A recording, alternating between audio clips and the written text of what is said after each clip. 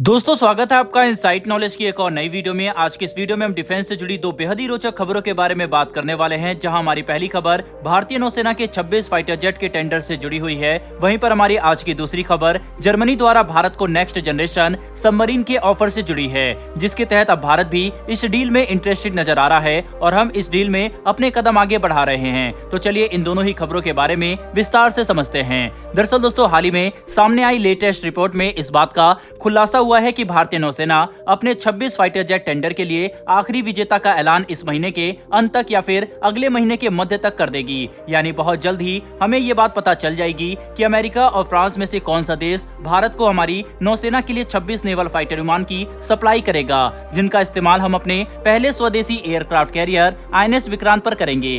भारतीय नौसेना को 26 फाइटर विमान सप्लाई करने के लिए अमेरिका और फ्रांस पिछले कई महीनों से आपस में टकरा रहे हैं। जहां एक तरफ अमेरिका भारत को अपना FA-18 सुपर हॉर्नेट ऑफर कर रहा है, तो वहीं पर दूसरी तरफ फ्रांस ने भारत को अपना राफेल मरीन ऑफर किया है, जो विश्व के सबसे शक्तिशाली नौसैनिक फाइटर विमानों में से एक है। ऐसे में भारत के लिए ये चुनना काफी मुश्किल हो गया था कि इनमें से कौन सा फाइटर विमान हमारी जरूरतों के हिसाब से सबसे अच्छा रहेगा, ताकि हम हमारे सामने मौजूद सभी चुनौतियों का सामना कर सके। ऐसे में काफी डिटेल स्टडी और टेस्टिंग के बाद भारतीय नौसेना को ये बात पता चल गई है कि राफेल भारतीय नौसेना के लिए एक काफी अच्छा विकल्प होगा, क्योंकि राफेल मरीन भारतीय वायुसेना के पास मौजूद राफेल F3R से 70% पार्ट कॉमनलिटी रखता है। यानी नौसेना और वायुसेना के पास मौजूद राफेल में 70% पुर्जे एक जैसे ही होंगे, जिस वजह से इन विमानों को मेंटेन करना और इनके लॉजिस्टिक मैनेज करना काफी आसान बन जाएगा, जो राफेल को भारतीय नौसेना के लिए F-18 के मुकाबले ज्यादा अच्छा विकल्प बनाते हैं। साथ ही अगर भारतीय नौसेना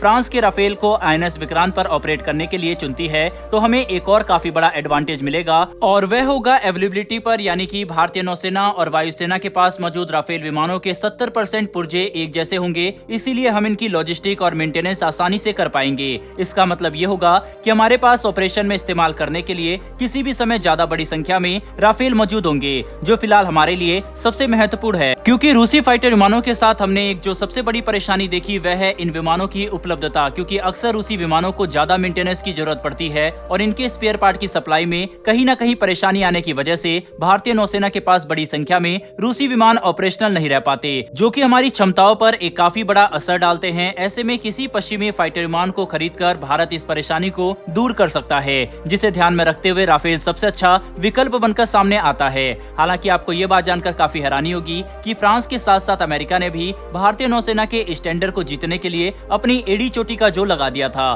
क्योंकि अगर अमेरिका की कंपनी बोइंग को F-18 फाइटर विमान के अतिरिक्त ऑर्डर नहीं मिले तो साल 2025 के बाद उन्हें इसका प्रोडक्शन बंद करना पड़ेगा, क्योंकि बोइंग के पास इतने ऑर्डर ही नहीं बचे कि वह 2025 के बाद पिछले 40 साल से लगातार प्रोडक्शन में रहे F-18 फाइटर विमानों को बना सके, जिस वजह से अमेरिका भी इस टेंडर को जीतने के लिए अपना पूरा जोर लगा रहा है। बहरहाल बढ़ते हैं हमारी दूसरी खबर की तरफ। तो दोस्तों ये खबर जर्मनी और भारत की सबमरीन डील की तरफ से निकल कर आ रही है, जिसके तहत आपको याद होगा कि जब जर्मनी के चांसलर ओलेफ भारत आए थे, तब जर्मनी ने एक गवर्नमेंट टू गवर्नमेंट डील के तहत भारतीय नौसेना को 6 conventional diesel electric submarine supply करने का ऑफर दिया था, जिसे वे भारतीय नौसेना की प्रोजेक्ट 75I टेंडर से बाहर रहकर सप्लाई करना चाहते हैं। ऐसे में अब भारत ने इस पर अपना इंटरेस्ट दिखाते हुए ज्यादा डिटेल की मांग की है। दरअसल भारत जर्मनी से डिमांड कर रहा है कि वह हमें इस डील के तहत ऑफर की जाने वाली ट्रांसफर ऑफ टेक्नोलॉजी की डिटेल इंफॉर्मेशन दे। जर्मनी इस डील के तहत भारत को सबमरीन के किस किस सब सिस्टम की टेक्नोलॉजी देगा, और हम भविष्य में इस सबमरीन में